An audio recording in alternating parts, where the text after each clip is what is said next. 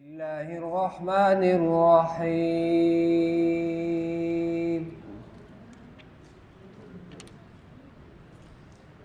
واتل عليهم نبأ نوح إذ قال لقومه يا قوم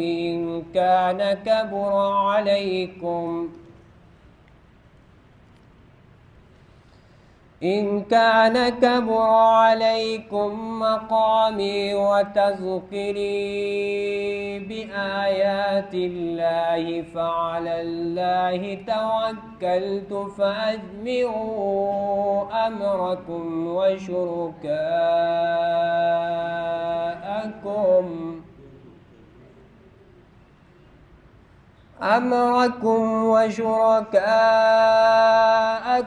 ثم لا يكون أمركم عليكم غمة ثم اقضوا إلي ولا تنظرون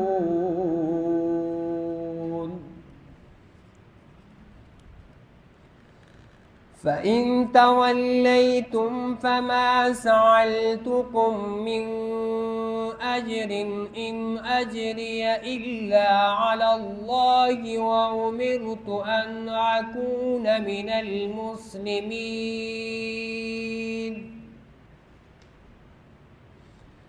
فكذبوه فنجيناه ومن معه في الفلك وجعلناهم خلائف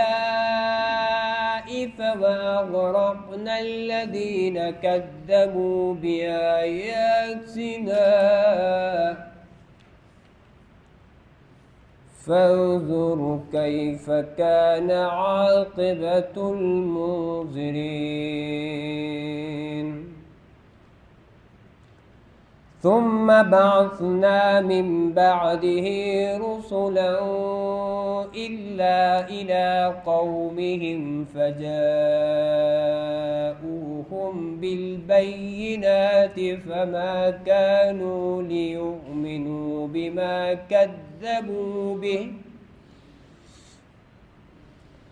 بما كذبوا به من قبل كذلك نتبع على قلوب المعتدين ثم بعثنا من بعدهم موسى وهارون إلى فرعون وملئه بآياتنا فاستكبروا وكانوا قوما مجرمين فلما جاءهم الحق من عندنا قالوا إن هذا لسحر مبين قال موسى أتقولون للحق لما جاءكم أسحر هذا ولا يفلح الساحرون قالوا أجئتنا لتلفتنا عما وجدنا عليه آباءنا وتكون لكما الكبرياء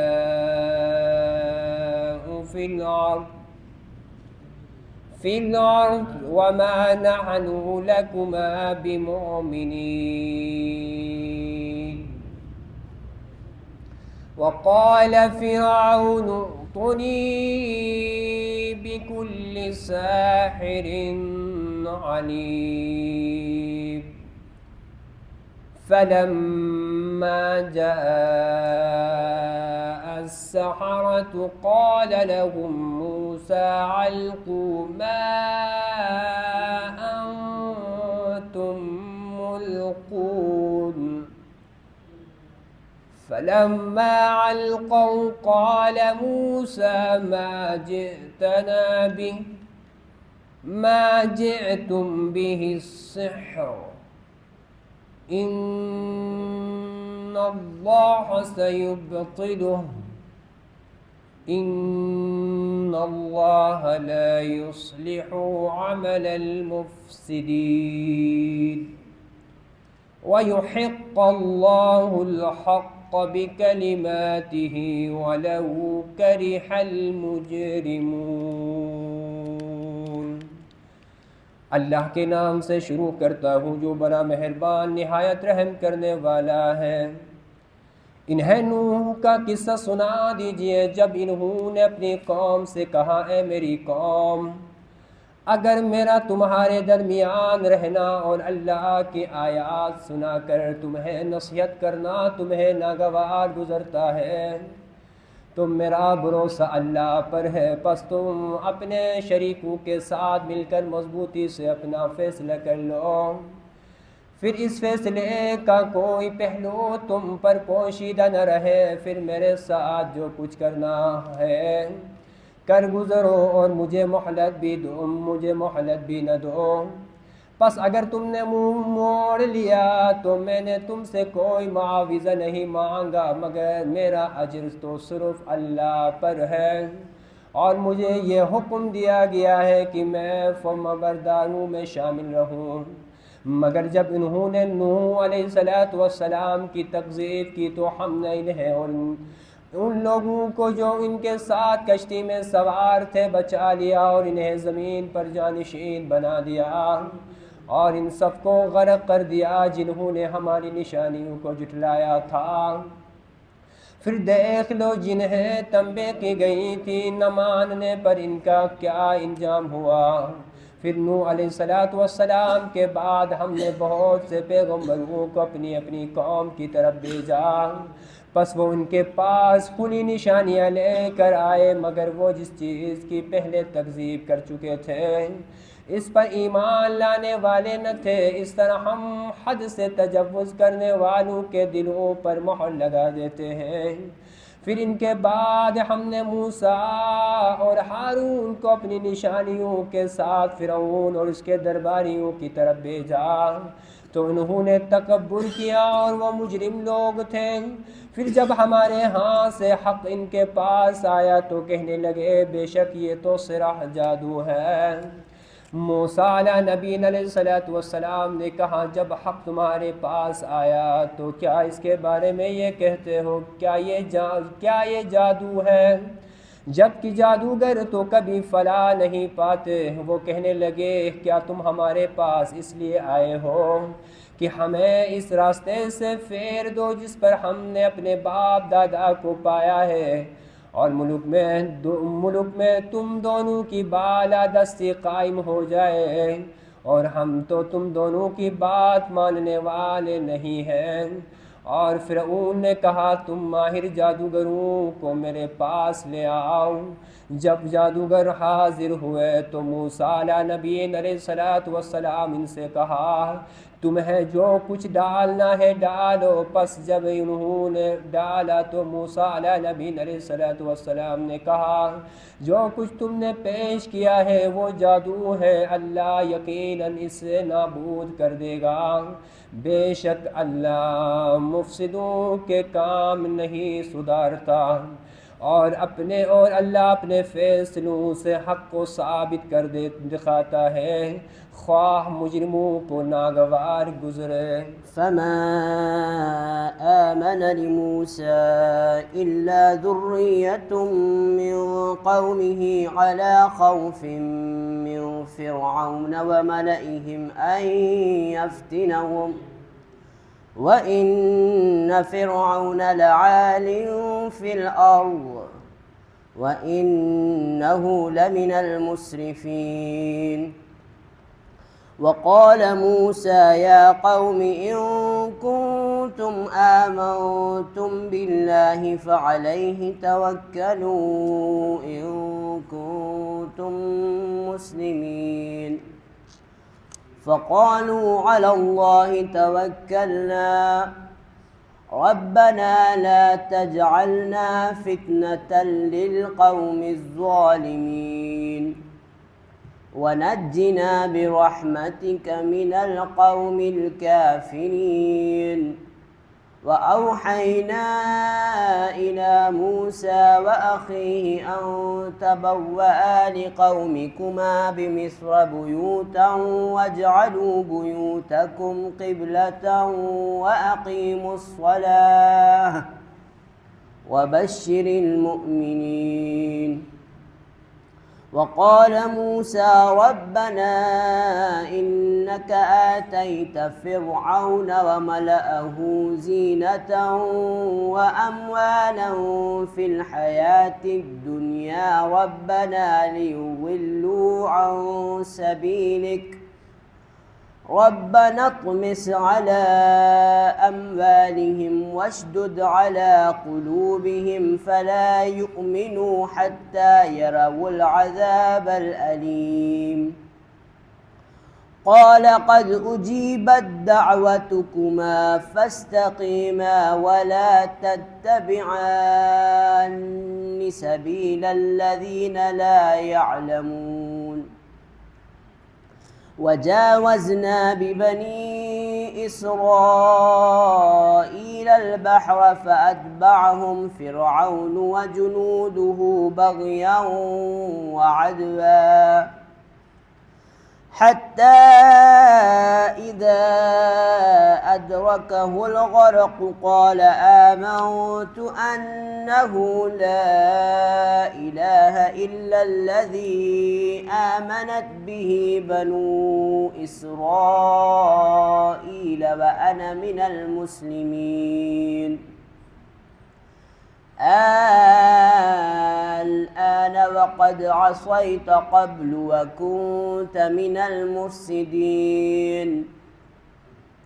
فاليوم ننجيك ببدنك لتكون لمن خلفك آية وإن كثيرا من الناس عن آياتنا لغافلون.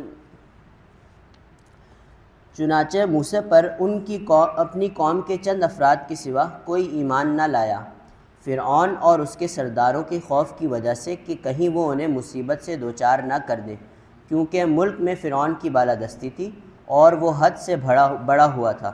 اور موسیٰ نے کہا اے میری قوم، اگر تم اللہ پر ایمان لائے ہو تو اسی پر بھروسہ کرو اگر تم مسلمان ہو۔ بس انہوں نے کہا ہم نے اللہ پر بھروسہ کیا ہے، اے ہمارے پروردگار ہمیں ظالموں کے لیے ذریعہ آزمائش نہ بنا اور اپنی رحمت سے ہمیں کافر قوم سے نجات عطا فرما۔ اور ہم نے موسیٰ اور ان کے بھائی کی طرف وحی بھیجی کہ مصر میں اپنی قوم کے لیے مکانات مہیا کرو اور اپنے مکانوں کو قبلہ بناؤ اور نماز قائم کرو اور مومنوں کو بشارت دو۔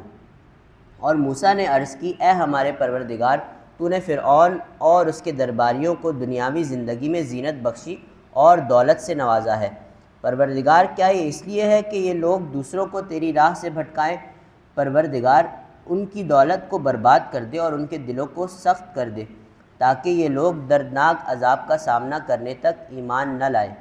اللہ نے فرمایا تم دونوں کی دعا قبول کی گئی ہے، پس تم دونوں ثابت قدم رہنا اور ان لوگوں کے راستے پر چلنا جو علم نہیں رکھتے۔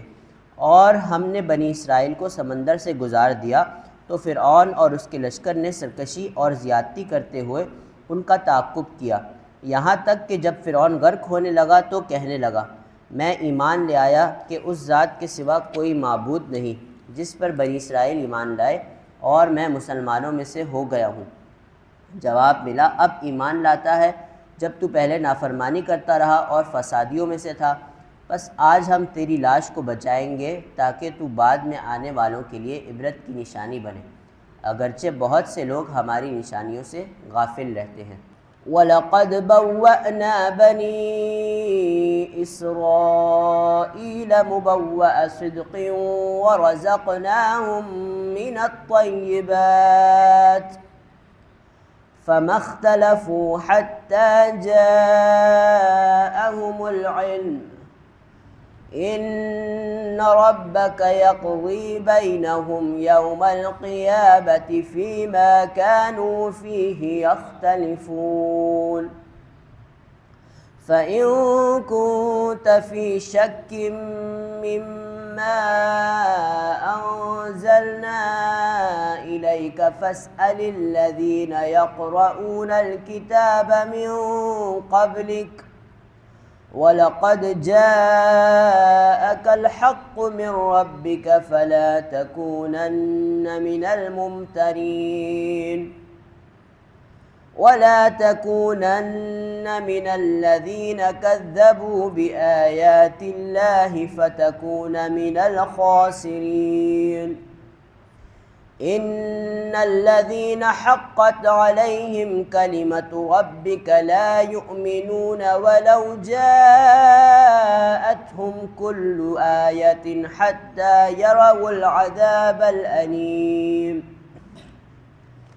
فَلَوْلَا كَانَتْ قَرْيَةٌ آمَنَتْ فَنَفَعَهَا إِيمَانُهَا إِلَّا قَوْمَ يُونُسَ لما آمنوا كشفنا عنهم عذاب الخزي في الحياة الدنيا ومتعناهم إلى حين ولو شاء ربك لآمن من في الأرض كلهم جميعا أفأنت تكره الناس حتى يكونوا مؤمنين وما كان لنفس أن تؤمن إلا بإذن الله ويجعل الرجس على الذين لا يعقلون قل انظروا ماذا في السماوات والأرض وما تغني الآيات والنذر عن قوم لا يؤمنون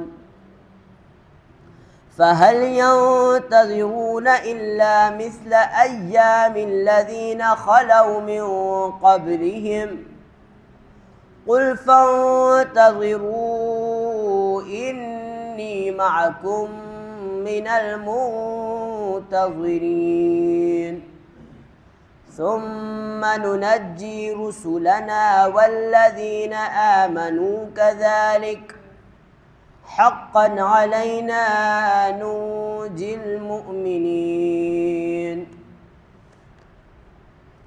بتحقیق ہم نے بنی اسرائیل کو خوشگوار ٹھکانے فراہم کیے اور انہیں پاکیزہ رزق سے نوازا، پھر انہوں نے اختلاف نہیں کیا یہاں تک کہ ان کے پاس علم آ گیا۔ آپ کا رب قیامت کے دن ان کے درمیان یقیناً ان باتوں کا فیصلہ کرے گا جن میں یہ لوگ اختلاف کرتے رہے ہیں۔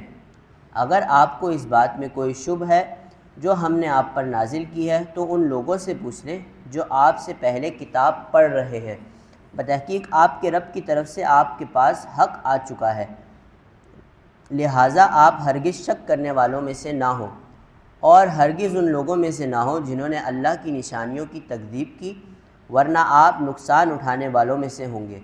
جن لوگوں کے بارے میں آپ کے رب کا فیصلہ قرار پا چکا ہے وہ یقیناً ایمان نہیں لائیں گے، اگرچہ ان کے پاس ہر قسم کی نشانی آ جائے جب تک دردناک عذاب نہ دیکھ لیں۔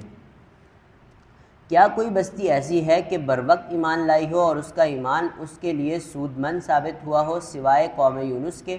جب وہ ایمان لائے تو ہم نے دنیا کی زندگی میں رسوائی کا عذاب ان سے ٹال دیا اور ایک مدت تک انہیں زندگی سے بہرہ مند رکھا۔ اگر آپ کا پروردگار چاہتا تو تمام اہل زمین ایمان لے آتے، پھر کیا آپ لوگوں کو ایمان لانے پر مجبور کر سکتے ہیں؟ اور کوئی شخص اللہ کے اذن کے بغیر ایمان نہیں لا سکتا، اور جو لوگ عقل سے کام نہیں لیتے اللہ انہیں پلیدی میں مبتلا کر دیتا ہے۔ کہہ دیجئے آسمانوں اور زمین میں نظر ڈالو کہ ان میں کیا کیا چیزیں ہیں، اور جو قوم ایمان لانا ہی نہ چاہتی ہو اس کے لیے آیات اور تنبیہیں کچھ کام نہیں دیتی۔ اب یہ لوگ اس کے سوا کس کے انتظار میں ہیں کہ اس طرح کے برے دن دیکھیں جو ان سے پہلے کے لوگ دیکھ چکے ہیں؟ کہہ دیجئے پس تم انتظار کرو، میں بھی تمہارے ساتھ انتظار کرنے والوں میں ہوں، پھر ہم اپنے رسولوں اور ایمان والوں کو نجات دیں گے، یہ بات ہمارے ذمہ ہے کہ ہم مومنین کو نجات دیں۔ صدق اللہ العلی العظیم بر محمد و آل محمد صلوات محمد اعوذ باللہ من الشیطان اللعین الرجیم لا حول ولا قوة الا باللہ العلی العظیم حسبنا اللہ و نعم الوکیل السلام علیکم ورحمۃ اللہ وبرکاتہ بسم اللہ الرحمن الرحیم قرآن کریم تربیت کے لیے آیا ہے۔ تفسیر نمونہ نے سورہ یونس میں کچھ آیات کا خلاصہ کرتے ہوئے فرمایا کہ 4 مرحلے ہیں، اس سے آپ انبیاء کے کام کو سمجھ سکتے ہیں اور آپ کو قرآن کو سمجھنے میں آسانی ہو جائے گی، اور پھر ان مراحل کے لیے جو ہادی ہے، جو رہبر ہے، جو لیڈر ہے، اس کی لیڈرشپ کو بھی سمجھنے میں آسانی ہو جائے گی۔ اور سب سے بڑا قرآن کا مرحلہ یہ کہ آپ کے اندر حق و باطل کو تمیز کرنے اور شناخت کرنے کی پاور پیدا ہو جائے۔ اصل یہ ہے کہ آپ کہیں کہ یہ حق ہے، یہ باطل ہے۔ جب حق آپ کو نظر آ گیا تو چاہے گردن کٹ جائے، چاہے ٹکڑے ہو جائیں، آپ حق پر رہیں گے۔ جب باطل آپ کو نظر آ گیا تو خود ایک صورت جہاد بنے گی کہ مجھے اس سے جہاد کرنا ہے۔ اپنے آپ کو بھی پہچان لیا، دشمن کو بھی پہچان لیا۔ اب آپ کا کام یہ نہیں ہوگا کہ آپ نے حق کو پہچان لیا اور میں گھر میں بیٹھ گئے، یہ روش قرآن کے خلاف ہے۔ جب حق شناسی ہو گئی، اب حق کی تبلیغ بھی چاہیے۔ پہلا مرحلہ حق کو پہچاننا اور باطل سے نفرت کرنا، حق کو پہچاننا اور باطل کے عزائم کی معرفت حاصل کرنا کہ باطل ہم سے چاہ کیا رہا ہے۔ آج کے موجودہ دور میں آپ کے سامنے رہبر معظم حفظہ اللہ صلوات پڑھنے والے محمد و آل محمد، یعنی آج کے دور کے جو فرعون، سمجھ لیجئے کہ فرعون بھی ان کے سامنے شرمندہ ہو، جو یہود اور نصارہ اور یہ جو امریکہ اور اسرائیل اور یہ جو ظالم حکومتیں، ان کی چالیں فرعون سے بھی 10 ہاتھ آگے بڑھی ہوئی ہیں۔ ان کے مقابلے میں کبھی وہ صلح کی کہتے ہیں، کبھی کچھ کہتے ہیں، کبھی کچھ کہتے ہیں، پورا سوشل میڈیا اپنے ساتھ ملاتے ہیں کہ آپ کے ذہن کو ارے یار ایسا ہو جاتا، یہ رہبر اگر ایسا کر دیتے۔ تو قرآن کہتا ہے جب تم نے حق کو پہچان لیا پھر حق کا ساتھ دو۔ ورنہ ہوتا کیا ہے کہ حق کو چھپاتے ہیں، باطل کے ساتھ ملاتے ہیں۔ اس عام سی مثال میں آپ کی ذہن میں دوں، باہر یہ تربوز بیچ رہے ہیں لوگ، کیا وہ خالص ہے؟ خالص ہے؟ خالص تو نہیں۔ یہ آپ کی گردن ہلانا بتاتا ہے کہ آپ کو پتہ چلا وہ خالص نہیں ہے۔ یہ کتنے افراد ہیں کہ اس سے پی رہے ہیں؟ باطل کا کاروبار، نقطہ دیر باطل کا کاروبار جاہلوں اور بے عقلوں سے چلتا ہے۔ باطل کا بزنس جاہلوں اور بے عقلوں سے چلتا ہے۔ باطل جو پیسہ کماتا ہے وہ پیسہ آسمان سے نہیں آتا، وہ پیسہ جاہل اور بے عقلوں کی جیبوں سے نکالتے ہیں۔ ایسے ہی ہو رہا ہے نا، وہ تربوز بیچ رہا ہے، اس کا رنگ جو ہے، یہ سمجھ لیجیے گا، اس کا رنگ تربوز جیسا ہے، اور اس کو لاکھ سمجھائیے عقل مند آدمی کہ تربوز کا کون سا رس ہے، یہ تو کوئی بات نہیں۔ جہاں حق و باطل کی شناخت ہو جاتی ہے وہاں انسان باطل سے کتراتا ہے اور حق کا ساتھ دیتا ہے۔ مراحل ہیں۔ انبیاء کا کام موعظہ اور نصیحت ہے۔ میرے اندر کی خرابیوں کو دور کرنا ہے۔ یہ جو باطن کا فرش ہے نا، یہ اتنا گندا اور غلیظ ہے کہ کبھی انسان اگر اس پہ نگاہ کرے تو پتہ چلے گا کہ اس کی بدبو اگر میرے رشتہ داروں، میرے عزیزوں، میرے بھائیوں بہنوں تک پہنچ جائے تو سب مجھے چھوڑ کر اکیلا مجھے چھوڑ دیں۔ اس کے بعد پاک سازی کرے، ہدایت طلب کرے اور پروردگار کی رحمت کے سائے میں آ جائے۔ اب یہ سورہ یونس میں میں آپ کی خدمت میں عرض کروں کہ بار بار اب آپ دیکھتے ہیں کہ حضرت نوح کا تذکرہ ہوتا ہے، حضرت یونس کا تذکرہ ہوا، پھر ختم الرسل کا تذکرہ ہے، پھر حضرت موسیٰ کا تذکرہ ہے، پھر حضرت یوسف کا تذکرہ ہے۔ انبیاء کتنے؟ 1,24,000۔ لیکن انبیاء میں سے یہ وہ اولو العزم، وہ 313 جو سپر تھے، ٹاپ کلاس تھے، جن کا مقابلہ، ایک مقابلہ تو یہ کہ میں مسجد کا پیش نماز میں کہوں کہ یہ تھوڑے سے محلے کو سنبھال لوں، ایک کہتا میں شاہ فیصل کو سنبھال لوں، ایک کہتا ایک اور دائرہ میرا بڑا ہو جائے۔ لیکن ایک عالمی سطح پر آتا ہے، خدا کے نور کی روشنی میں وہ عالمی سطح پر آ کے گائیڈ کرتا ہے۔ تو خدا نے قرآن میں جو انبیاء کا تذکرہ کیا ہے ان کا لیول بہت ہائی ہے، اگر اس لیول کو آپ سمجھیں گے کہ وہ عالمی بڑی سطح ہے ان کی، ورنہ چھوٹے چھوٹے گاؤں قریوں کے انبیاء گزرے، خدا نے ان کا تذکرہ نہیں کیا۔ یہ کام وہاں سے کیا کہ جہاں سے اصلی جو ٹاپ کلاس کے جو سران ہیں ان سے مقابلہ انبیاء کا۔ اب آپ ذرا اندازہ لگائیں گے کہ 1000 تہمتوں کے باوجود یہ جادوگر ہے، یہ ایسا ہے، یہ ایسا ہے، یہ ایسا ہے، یہ ایسا ہے۔ جب آپ حق شناسی یعنی قرآن، اگر آپ کے اندر حق شناسی نہیں ہے تو خدا سے مانگیں، کیونکہ قرآن یہ کہتا ہے کہ تم نے مکس کر دیا ہے حق پر کون ہے اور باطل پر کون ہے۔ جو بھی جھنڈا لہراتا ہے تم اس کے پیچھے پیچھے چل دیتے ہو، جبکہ اللہ نے تمہیں عقل دی ہے کہ تم پہلے حق کی معرفت حاصل کرو، حق شناسی پیدا کرو۔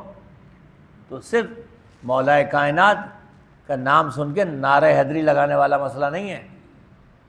علی حق ہے، جب علی حق ہے تو علی شناسی ضروری ہے، جب علی حق ہے تو دوسرے باطل ہیں، جب دوسرے باطل ہیں تو باطل کی شناخت بھی ضروری ہے۔ پہچانے تو آدمی، بھئی سادہ سی مثال دوں، سردیوں کا زمانہ ہے، آپ تھوڑا سا نل کھولتے ہیں، کہتے ہیں یار اس میں تو ٹھنڈا ٹھنڈا آ رہا ہے، وہ دوسرا والا کھولتے ہیں، کہتے ہیں اس میں گرم ہی گرم آ رہا ہے۔ تو آپ کو شناخت ہو گئی کہ یہ ٹھنڈا ہے اور یہ گرم ہے۔ کرتے ہیں کہ نہیں کرتے؟ ایسے ہی کرتے ہیں نا۔ تو یہ کون سا مرحلہ ہے کہ آپ نے اس کو بھی ٹیسٹ کیا، اس کو بھی ٹیسٹ کیا۔ یہ تھوڑی کہ جذباتی ہو کر آپ نے گرم کھول دیا یا جذباتی ہو کر آپ نے۔ انسان کے اندر جب اتنا مادہ موجود ہے، شہد کی مکھی جب چھتے پر آتی ہے تو شہد کی مکھیاں اسے سونگھتی ہیں یہ پھول کہاں سے لے کر آئی ہے۔ اب جب اسے پتہ چل جاتا ہے کہ پھول کا رس خالص ہے یا ناخالص ہے، جو ناخالص لے کر آ گئی ہے غلطی سے اس کو مار دیتے ہیں۔ تو قرآن اس لیے آیا ہے حق شناسی کا جوہر۔ جزاک اللہ خیر الجزا، مولا کو سلامت رکھے، محمد و آل محمد کے سفر انشاءاللہ۔ جزاک اللہ شکر اور محمد و آل محمد صلوات اللہم صلی اللہ۔ قرآن آپ کو اسی صورت میں فائدہ دے گا۔ قرآن کہتا میں قصے کہانیوں کی کتاب نہیں ہوں، تم رٹ رٹ کے رٹو توتا بن کے کہو کہ مجھے پوری سورہ بنی اسرائیل یاد ہو گئی اور میرے سارے انبیاء کے نام یاد ہو گئے۔ قرآن رٹو توتا بنانے کے لیے نہیں آیا، قرآن آپ کو ایک سسٹم دینے کے لیے آیا۔ اگر آپ اس سسٹم کو فالو نہیں کرتے، گھر کا سسٹم آپ فالو نہیں کرتے تو گھر کا کیا حشر ہوتا ہے؟ صحیح ہے نا؟ گھر کا نظام اگر آپ کے ہاتھ میں نہیں ہے تو آپ خود جانتے ہیں۔ تو دراصل قرآن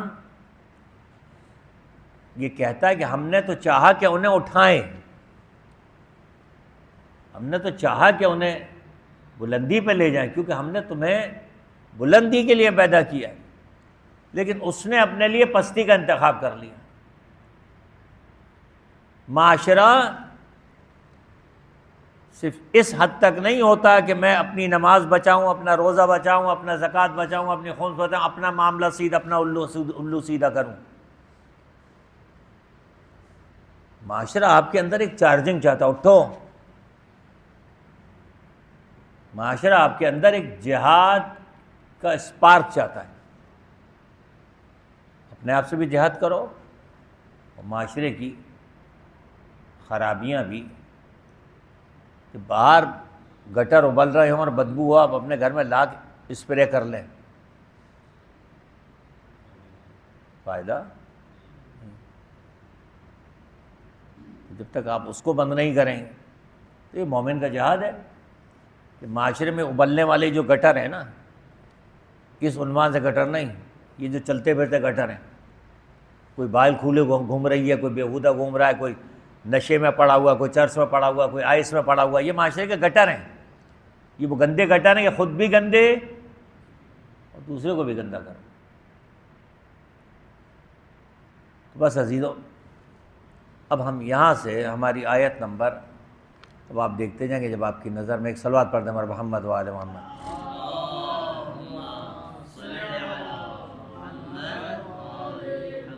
اب آپ سمجھیے اور اپنا اسٹیپ سمجھیے، اور پھر آپ کربلا کو اس معنی میں سمجھیں. یہ ڈائیلاگس ہیں نا، انبیاء کے ڈائیلاگس ہیں. اب آپ آتے ہیں السلام علیکم یا وارث نوح نبی اللہ، انبیاء کے ڈائیلاگس کو سامنے رکھیں، اور پھر حسین ابن علی کی وراثت کو کہ نوح کا وارث، ابراہیم کا وارث، موسیٰ کا وارث، پھر آپ کو معرفت حسین حاصل ہوگی. تو آج جناب نوح کے جب اس نے اپنی قوم سے کہا میری قوم، اگر میری حیثیت میرا آیت الہی کا یاد دلانا تم پر گراں ہے تو میں نے خدا پر توکل کیا ہے، تم سب کو جمع کر لو. پاور دیکھیں، اب آپ یہاں سے اگر آپ کو پاور مل گئی نا، پھر آپ کو پتہ چلے حسین کس چیز کا نام ہے. اپنے معبودوں کی قوت کو جمع کر لو، یزیدیت آ جاؤ، فل فلیش جتنے آ سکتے ہو آ جاؤ، میری زندگی کا خاتمہ کر دو. سید الشہداء کا یہ جملہ ہے، اے تلوارو آؤ، اگر ان کان دین محمد لم یستقم، اگر دین محمد کا استقامت نہیں قائم نہیں ہو سکتا الا بقتلی، آؤ مجھے ٹکڑے ٹکڑے کر دو. کیا پیغام نوح ہے؟ جو پیغام نوح ہے وہی پیغام حسین ہے. جب میں نے حق کو پہچان لیا ہوں، میں حق کا نمائندہ ہوں، جب میں گائیڈ کرنے کے لیے آیا ہوں، اور یہ قرآن میں جگہ جگہ میں حبیب نجار کا قصہ ملے گا سورہ یاسین میں، جب میں گائیڈ کرنے کے لیے آیا ہوں، جب ہدایت کے لیے آیا ہوں، جب مجھے معلوم ہے کہ حق کیا ہے، تو پھر میں باطل کو کیسے قبول کروں؟ بھئی آپ اور میری حیثیت کیا ہے؟ اب آپ نے دیکھا کہ وہ مرغی اس نے ہاتھ میں پکڑی اور یوں کر کے اس نے کاٹی، اور کیا خیال ہے؟ یہ تو میری اور آپ کی چھوٹی سی فقہ، کھائیں گے آپ؟ کھائیں گے؟ مجھے اور آپ کو اتنی فقہ معلوم ہے کہ نہ اس نے قبلہ رخ کی، نہ اس نے بسم اللہ پڑھا، تو دے مار اس نے کاٹ دیا. کہتے ہیں کہ مجھے یہ کھانا برداشت نہیں ہے. آپ کے اندر جب اتنی سی حق شناسی ہے تو پھر ان افراد کا کیا حال ہوگا کہ جو نمائندہ حق بن کر آئیں؟ کیسے ایکسیپٹ کریں گے؟ ہماری جان چلی جائے ہمیں پرواہ نہیں. ایک بات یہ ہوگی، اگر تم میری دعوت قبول کرنے سے منہ موڑتے ہو غلط، میں تم سے کوئی مزدوری نہیں چاہتا، میرا اجر صرف خدا پر ہے. اس فارمولے کو سمجھ لیجئے. جو خالصتاً اللہ کے نمائندے ہوتے ہیں، نہ وہ اشتہاری ہوتے ہیں، نہ وہ بازاری ہوتے ہیں، نہ ان کی ریٹنگ ہوتی ہے، نہ ان کے فارمولے طے ہوتے ہیں کہ میں تو نہیں لیتا، سیکریٹری لیتا ہے، میں تو خانہ کعبہ کی قسم کھا لوں گا میرے ہاتھ میں. جب تک آپ کو یہ شعور، بھائی وہ اللہ کا نمائندہ، وہ نمائندہ ہے نا، حسین کا نمائندہ ہے، وہ اللہ کا نمائندہ ہے نا. نوح کیا کہتے ہیں؟ میں تم سے کوئی اجر نہیں چاہتا، اجر صرف میرے ذمہ ہے کہ میں مسلمان، اصل بچانا تسلیم کی منزل ہے. مسلمانوں سے مراد ہے تسلیم. نہ کہ وہ والا مسلمان کہ جن کے کان میں اذان دے دی جائے، نہ وہ والا مسلمان کہ جس کو سنت ابراہیمی پوری کر دی جائے، نہ وہ والا مسلمان کہ جس کا جو ہے وہ اس کے لیے عقیقہ کر دیا جائے۔ بھائی یہ وہ والا مسلمان نہیں ہے، یہ وہ والا مسلمان ہے کہ جس پر اسلام کے ستون قائم۔ ایک صلوات پڑھتے ہیں محمد وآل محمد۔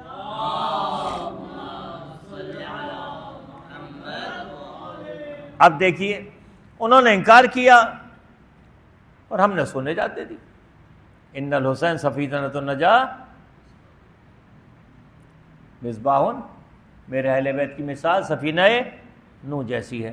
تو سمجھ لیجئے کہ جو ڈائلاگس نوح کے ہیں وہی ڈائلاگ اہل بیت کے۔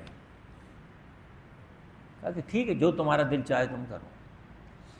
پھر کیا ہوا، اور پھر ہم نے ان کو پاور عطا کی، اور ان کا بھی انجام دیکھ لو کہ جنہوں نے مخالفت کی۔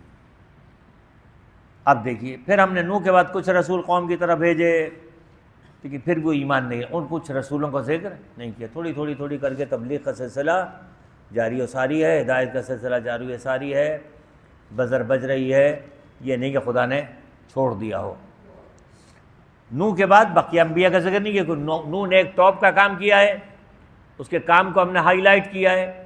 اب یہ چھوٹے انبیاء اس کے کام کو آہستہ آہستہ آگے بڑھانا۔ اب آئے موسیٰ و ہارون، ہم نے انہیں پاور دے کے بھیجا۔ اب انہوں نے کہا کہ یہ تو جادو ہے، جادو اور معجزے میں فرق کیا ہے؟ بھئی جادو بھی اپنا کام کرتا ہے، معجزہ بھی اپنا کام کرتا ہے کہ نہیں کرتا؟ بھئی جادوگروں نے جادو کیا، رسیاں، وہ سانپ بنی کہ نہیں بنی؟ موسیٰ نے اپنا عصا پھینکا اور وہ اژدہا بن گیا، فرق کیا ہے؟ وہاں بھی سانپ بن گئے، وہاں یہاں اژدہا بن گیا، فرق کیا ہے؟ جادو کرنے والا اس کا ہدف خدا تو نہیں ہے، اور جادو کرنے والا باطل پر ہے، جادو کرنے والا کافر پر ہے، جادو کرنے والا کوئی صاحب اخلاق تو نہیں ہے۔ آغا بہجت علیہ الرحمہ جیسا تو کوئی جادو کرے گا نہیں۔ پتہ چلا کہ جادو ہوتا ہے باطل کی طرف سے، معجزہ ہوتا ہے حق کی طرف سے۔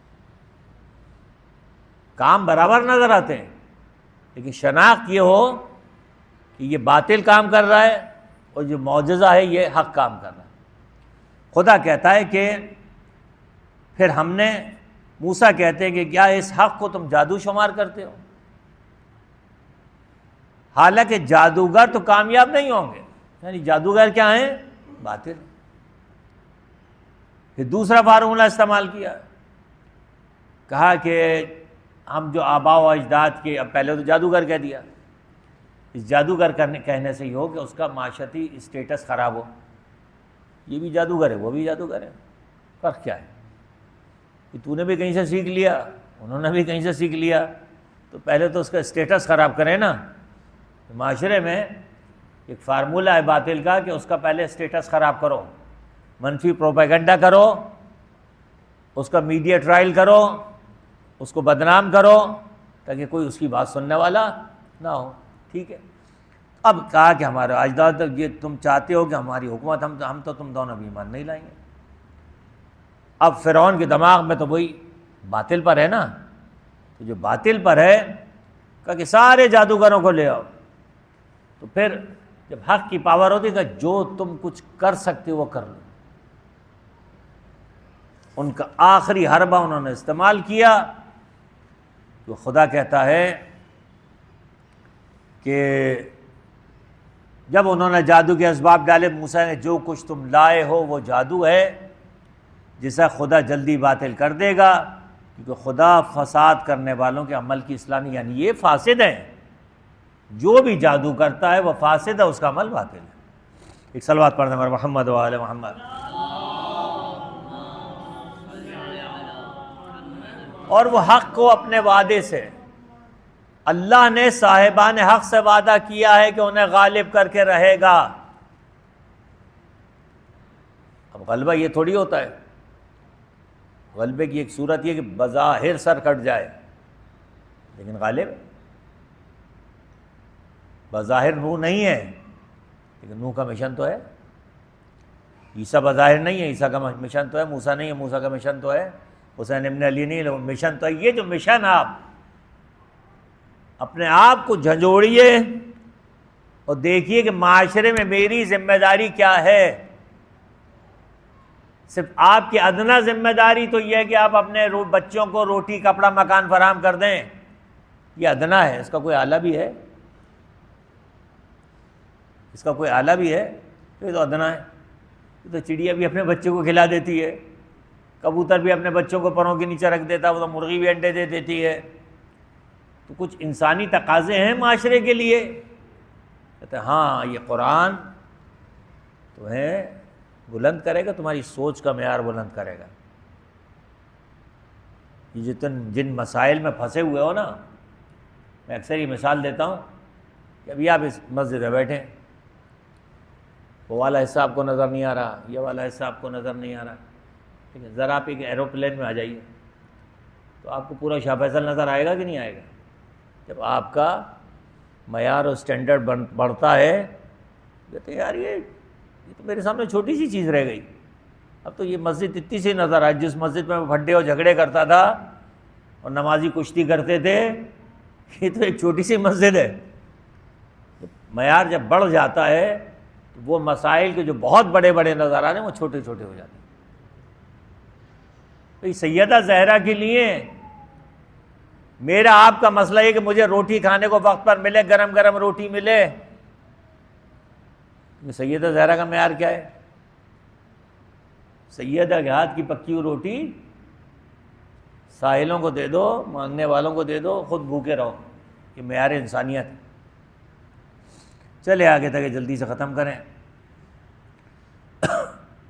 اور اس کے بعد بہت بڑا ٹاپک جو آج ذکر ہوا ہے وہ ہے توکل. فَتَوَكَّلْ عَلَى اللَّهِ فَهُوَ حَسْبُهُ. اللہ پہ توکل کرو، وہ تمہارے کاموں کو آسان کر دے گا. ارے میں چوری پہ مجبور ہو گیا، اور ابے میں ڈکیتی پہ مجبور ہو گیا، اور ارے اس پر مجبور ہو گیا. فَتَوَكَّلْ عَلَى اللَّهِ. اللہ پہ توکل کرو، محنت کرو، مزدوری کرو، اس پہ توکل کرو. اب تو نے اگر پی ایچ ڈی بھی کر لیا اور تجھے جاب نہیں مل رہی تو کیا پتہ خدا نے تیرا رزق اس ڈگری کے اندر تھوڑی رکھا ہے. کیا پتہ خدا نے تیرا رزق کھڑے ہو کے ٹھیلا لگانے میں رکھا ہو کہ اس سے تجھے برکت دینا چاہ رہا ہوں. یہ فارمولہ تو سمجھے آدمی. کیا رزق ڈگری میں ہے بھائی؟ رزق ڈگری میں ہے، رزق ڈگری میں نہیں. رزق اللہ سے رابطے میں، اس سے رابطہ مانگنے میں، چاہے ادنا بھی کام ہو. میسا میں تمار کھجورے بیچ رہے ہیں، ہے کہ نہیں؟ تمار کھجورے بیچنے والا مولا سے کہتے ہیں نہیں مجھے تو گورنر بنائیے، کھجورے میرے اسٹیٹس کی تھوڑی ہیں. میں کھجورے بیچ لوں، میرا اپنا کام ہے. میں تیل بیچ لوں، میں کام کر لوں، چھوٹے کام کر لوں. معاشرہ ہمارا جب تک ان چھوٹے چھوٹے کاموں کا انکار کرتا رہے گا کبھی بھی ان کی حالت نہیں سدھرے گی. خدا پر بھروسہ، اور اللہ اپنی رحمت سے کافر گروہ کے ہاتھ سے نجات دے. پھر قصہ آیا. ہاں میری عرض یہ ہے کہ میں ان کے دماغ سے بھوت نکالنا چاہتا ہوں کہ جن کو جاب نہیں ملتی. آپ کے معاشرے میں ان بیلنس ہے نا، اور جاب نہیں ملتی، وہ پورے دن پلنگ توڑ رہا ہے، وہ پورے دن پلنگ توڑ رہا ہے. علم تو ضروری ہے لیکن آپ کا معاشرہ ڈس بیلنس ہے. آپ کو جاب نہیں ملی تو نہیں ملی تو خودکشی کر لے گا. جاب نہیں ملی تو بیوی بچوں کو بھوکا مارے گا. نہیں میں تو بڑے ہائی اسٹینڈرڈ پر تھا، میں تو جنرل مینیجر تھا، میں تو اتنے بڑے گریڈ پر تھا، یہ میری شان کے مطابق نہیں ہے۔ اس کی معاشرتی ذمہ داری کیا ہے؟ جو بھی کام کرے خدا سے اس کام میں حلال کام کرے، خدا سے برکت مانگے، پھر دے گی۔ خدا اس کے کام میں برکت دیتا ہے کہ نہیں دیتا؟ ٹھیلا لگانے والے کہاں سے کام پہنچ گئے؟ کیونکہ انہوں نے خدا پہ توکل کیا۔ میں پھر کہہ رہا ہوں، رزق ڈگریوں میں نہیں ہے۔ وہ آدمی جو سب سے بڑا عقل مند ہے، کہ اس کی عقل مندی کی وجہ سے خدا اس کو رزق دے رہا ہے۔ تقسیم رزق خدا کو اگر آپ نے سمجھ لیا، جاہل کو بھی دے رہا ہے، پڑھے لکھوں کو بھی دے رہا ہے۔ فتوکل علی اللہ، اللہ پہ توکل کر، اسراف سے بچ، بربادی سے بچ، اپنے آپ کو کنٹرول کرو۔ ایک شادی ہوتی ہے، 50 لاکھ تم خرچ کرتے ہو اور اس کے قرض دار ہو جاتے ہو، معاشرتی ظاہری شرمندگیوں کی وجہ سے، اور پھر ساری زندگی وہ قرض نہیں اتر پاتا۔ معاشرے کی شناخت، اپنی شناخت ضروری ہے۔ پھر موسیٰ کا ذکر آیا، نماز قائم کرو، مومنین کے لیے بشارت ہے۔ اب یہاں پر بڑا اہم جملہ ہے، بس میں زیادہ وقت نہیں لوں گا۔ فرعون اور اس کے ساتھیوں کو دنیا کی زینت اور سب کچھ دے دیا، وہ تیرے بندوں کو، ایلن مسک کو کیا کیا دے دیا، اس کو کیا دے دیا، اس کو کیا دے دیا، وہ کتنا کما رہا ہے، کتنا مال ہے اس کے پاس۔ مال اگر حق کے ساتھ ہو تو کچھ نہیں ہے، لیکن مال اگر باطل کے ساتھ ہو تو کہا خبردار۔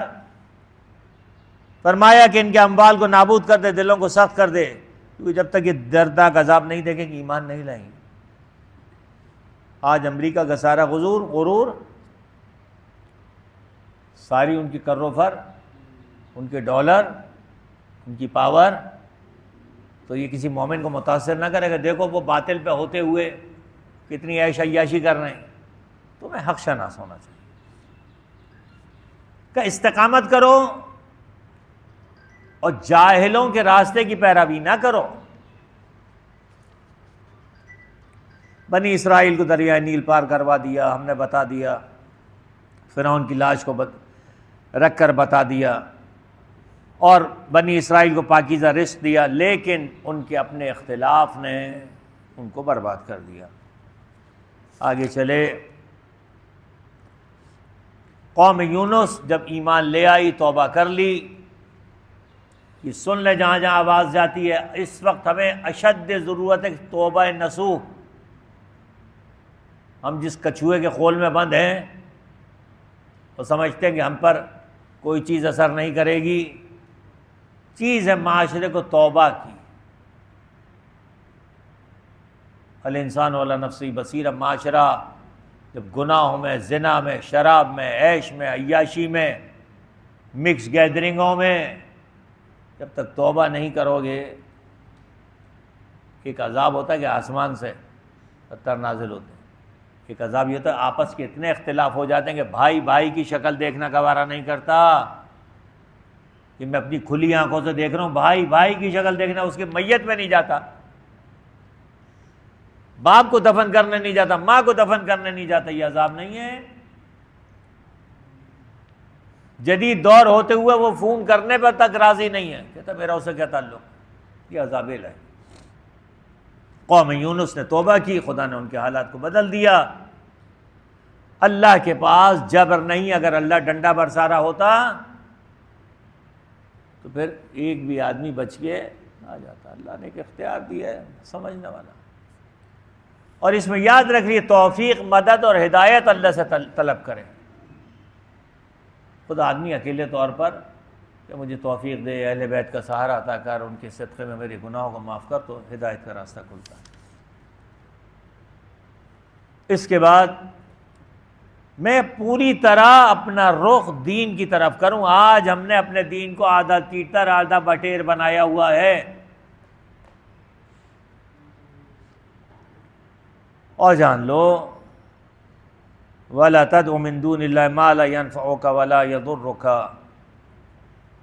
اللہ ہی کے پاس نفع ہے اور اللہ ہی چاہے پاور اس کے پاس ہے، کوئی تمہارا کچھ نہیں بگاڑ سکتا۔ آخری بات، میں اللہ کی طرف سے حق لے کر آیا ہوں، جو گمراہ ہو جائے وہ اپنے نقصان میں گمراہ ہوتا ہے، اور جو کچھ تم پر وہی اس کی پیروی کرو اور صبر کرو۔ یہ جو زمانہ ہے نا، یہ عصر ظہور، یہ عصر ظہور صبر کا زمانہ ہے۔ گناہوں سے اپنے آپ کو روکو، حضرت کی طرف اپنی توجہ بڑھاؤ۔ اب بھی آنکھیں کھولنے کے لیے ذرا سمجھ جاؤ کہ اس کائنات میں یہ انسان اکیلا لاڈلا نہیں ہے۔ ابھی جو ایلینز کی باتیں ہو رہی ہیں نا، قرآن کی آیت موجود ہے کہ ہم نے کائنات میں تمہارے علاوہ بھی خلق کی ہے، تم سے زیادہ بھی پاورفل موجود ہیں۔ یہ جو ابھی ایٹلس ہو گئے 31/ایٹلس گھوم کر گیا ہے نا، پھر دوبارہ وہ واپس آئے گا۔ یہ جو میسیجز دے رہا ہے اور جو کچھ ہو رہا ہے، اپنی نظریں کھلی رکھا کریں کہ ہو کیا رہا ہے۔ میں مسلسل اس کو فالو کر رہا ہوں کہ روز اس کو دیکھتا ہوں کہ اس کی صورتحال جو ہے وہ کس قسم کی۔ ایک ظاہر بات ہے کہ ایک آ رہا ہے اور اس کے بعد وہ سورج کے پیچھے سے گھومتا ہے، اس کا پاتھ جو وہ پاتھ جب بنا رہا ہے تو ایک اگر اسٹون ہو تو اس کا ایسے پاتھ تھوڑی ہوتا، اس کے اندر سینس تھوڑی ہوتا، وہ بھی کہیں یہ بھی ٹکرا کے برباد ہو جاتا ہے۔ لیکن مسلسل وہ ایک پاتھ کے ذریعے چل رہا ہے، ایک پیرابولا پاتھ اس نے بنایا، اور اس کے بعد پھر وہ راؤنڈ لے رہا ہے، اس کے بعد وہ میسیجز دے رہا ہے، اس کے بعد جو وہ مختلف اپنے کلرز چینج کر رہا ہے۔ یہ سمجھنے والی بات ہے کہ وہ کتنا بڑا قادر و حکیم ہے۔ یہ گلیکسی کیا چھوٹی سی ہے؟ ملین ایئر گزریں تو جب آپ اس سے نکلیں گے، اور وہ کتنا 57 جو اس کی رفتار بتا رہے تھے 57 کلومیٹر پر سیکنڈ۔ اگر آپ کاؤنٹ کیجئے کہ ایک چیز اگر اتنی اسپیڈ سے چلتی 57 سیکنڈ، اب آپ اندازہ لگائیے اس کی ویلوسٹی کتنی ہے۔ ہاں جی، اب آپ اندازہ لگا لیجیے کس اسپیڈ سے وہ آتا ہے، اور کبھی سلو ہو رہا ہے کبھی فاسٹ ہو رہا ہے، تو کوئی ہے نا اس کے پیچھے قدرت ہے نا، یہ دنیا لاکھ چھپاتی رہے۔ یہ جو اللہ کا وعدہ ہے اور اللہ کہتا ہے کہ ہم نے خلق کیا تو اس کی خلقت میں سے ہے، تو یہ حضرت انسان ان کے سامنے اتنے چھوٹے سے بچے ہیں جو ان کا مسلسل میسیج آ رہا ہے، یہ لوگ چھپا رہے ہیں کہ تم اسٹے کرو، اپنے ارتھ پر رکے رہو، زیادہ ہم سے تم پڈا مول لینے کی کوشش نہ کرو، کیونکہ انہوں نے جو اسپیس وار اوپر بنائے ہیں انہوں نے ان پر شیلنگ کی ہے، لیکن وہ ان کے ہاتھ نہیں آئے۔ یہ بڑی لمبی داستان ہے، تو بہرحال میں نے ختم کیا کہ حضرت انسان اس کائنات میں اتنی چھوٹی سی حیثیت رکھتا ہے، تو اپنے رب کی بارگاہ میں سر خم کرے اور اس سے توبہ کرے، تاکہ معاشرہ اس وقت یہ ملک شدید عذاب کا شکار ہے، معاشی طور پر بھی، مانوی طور پر بھی، عقیدتی طور پر۔